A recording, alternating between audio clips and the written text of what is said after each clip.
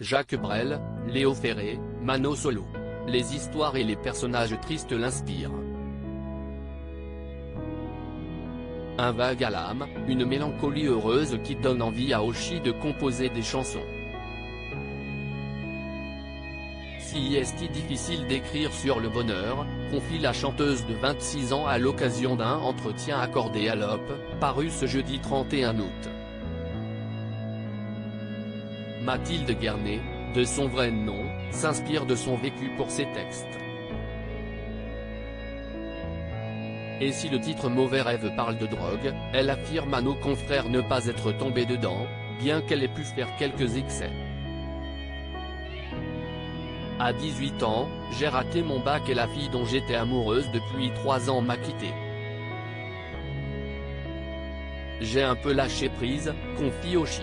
Se décrivant comme une ado en crise, avide de liberté, elle raconte « Je sortais en soirée techno, je buvais trop, je fumais des joints.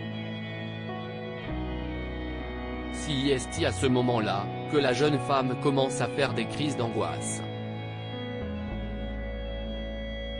Un mal-être qui réapparaît des années plus tard, notamment quand, après avoir chanté Amour sans censure lors des Victoires de la musique en 2020, elle embrasse l'une de ses danseuses.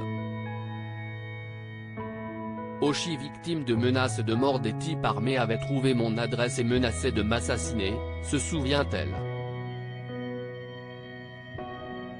Il ne menaçait pas seulement de s'en prendre à moi, d'ailleurs, toute ma famille était visée, raconte-t-elle.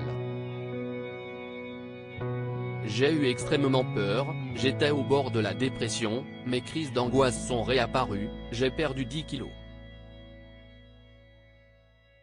Dès lors, plus personne de mon équipe ne devait dire où j'étais, je postais des stories sur les réseaux sans qu'on puisse identifier où je me trouvais.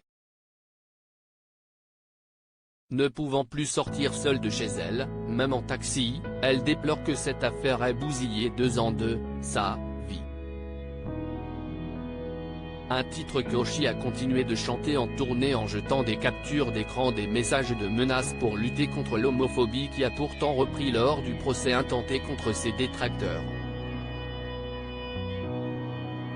Et sur au moins 200 000 messages, un seul homme a été jugé, déplore l'artiste qui y voit une violence de plus.